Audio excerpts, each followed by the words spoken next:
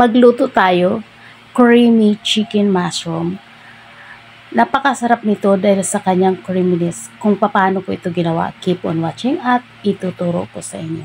At kung bago ka nga pala sa aking channel, please subscribe, paki-ring the bell all para every time na nag-upload ako ay mano-notify ka. Halika, samahan niyo ako. Tara! So dito meron ako ng 1 kilo na chicken cut up. Lalagyan ko lang siya ng salt and black pepper. I-mix lang natin para mag-well combined yung ating ingredients na nilagay. At pag na-mix na natin ay isa-set aside natin. At dito magpainit na ako ng aking pan at naglagay ako ng olive oil. At kapag mainit na, i-pan-seared na natin yung ating chicken.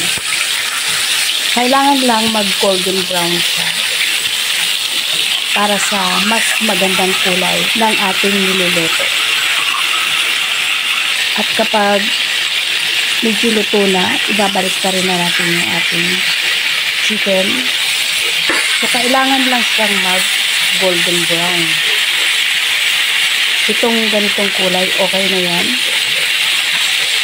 Pero kapag medyo white pa, kailangan balik-balik pa rin natin para lahat maging golden brown. So, continuous lang tayo sa ating papanseared ng ating chicken hanggang sa maging golden brown. At pag golden brown na, tanggalin na natin at isi-set aside. So, sa same pan, hindi ko na ni-remove yung oil. Magigisa lang tayo ng isang malaking onion slice. Igigisa lang natin siya hanggang maging translucent yung kulay ng ating onion. So, kapag okay na, i-mix na natin yung ating garlic. Isang buong garlic to. Atin lang siyang igigisa ng mabuti. Sasangkot siya lang natin. At i-season lang natin siya ng salt and black pepper. Pinch lang yan. Para by layer, nagbibigay na tayo ng lasa sa ating paggigisa. The next, ilalagay na natin yung ating mushroom. Fresh mushroom yung gamit ko dito. Pwede rin kayong gumamit ng button mushroom.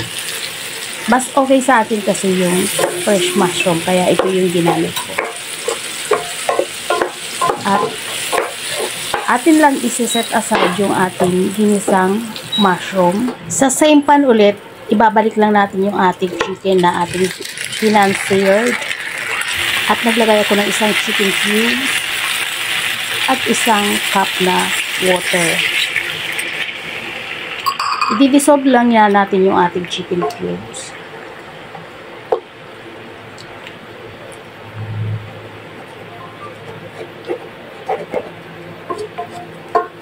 At i-cover natin hanggang sa kumulo at maging tender na yung ating chicken. So, ito na nga, after 30 minutes, i-add na natin yung ating ginisang mushroom. So, imimix lang natin para mag-well combined at mag-combine na rin yung lasa ng mushroom sa ating chicken. Then, after ilang minutes ulit, check na ulit natin. So, medyo okay na siya. Halo-haloin lang natin para lahat ng part ng chicken ay magkaroon ng lasa. Hintayin lang natin na medyo kumulo-kulo pa. At balibalik na rin lang natin.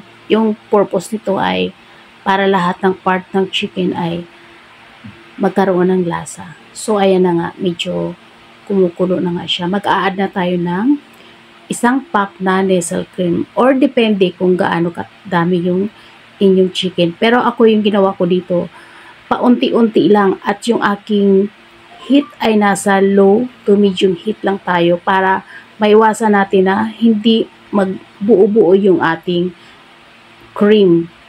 So, depende rin sa inyo kung anong klaseng cream yung gagamitin nyo. Pwede rin yung cooking cream or heavy cream. So, ako yung ginamit ko yung all-purpose cream. So, nasa sa inyo yan. So, hinahalo-halo ko lang dito kasi at unti-unti lang akong naglalagay ng all-purpose cream. So, tinatansya-tansya ko lang talaga. Kasi, mas mahirap naman kung mag-over creamy tayo. So, parang nakaka-umay factor na yun. Kaya kailangan ibabalance lang natin yung creaminess ng ating chicken mushroom. So, ayan. At kung nanonood ka pa rin hanggang ngayon sa video ko na to, paki-comment na lang kung saan ka nanonood, anong location mo para nalalaman ko kung hanggang saan nakarating yung aking video na to. Maraming salamat. So, kung napapansin nyo, unti-unti lang talaga akong naglalagay ng all-purpose cream. Dahil para mas makuha ko talaga yung tamang creaminess lang ng ating chicken. So, ayan. Halos tapos na tayo. At kailangan tikman natin. Kailangan tikman kung nagbabalance na. So, kung kailangan mag-add all-purpose cream, so mag-add ng all-purpose cream. So, ayan. At mukhang okay na nga tayo. At magtatap na tayo ng spring onions, pwede rin yung kahit na anong herbs, pwede rin yung parsley, pwede rin yung oregano, at pwede rin yung celery leaves. So, ayan, okay na nga yung ating creamy chicken mushroom. So, ito na, pwede na tayong mag-serve. So, napakasarap nito. Kaya, itry nyo na. So, ayan guys, bago tayo magtapos, kung ikaw ay bago sa aking channel, please subscribe, pakiring the bell all para every time na nag-upload ako ay manonotify ka. At paki-follow na rin ako sa aking Facebook page, Hilda Kitchen Vlog. Maraming salamat sa inyong panunod at sana'y magkita-kita pa tayo sa aking mga next video. So, kung meron pa kayong gustong recipe na ipagawa sa akin, mag-comment down below lang kayo at gagawa natin ng paraan at mag-a-upload tayo. So, maraming salamat at bye!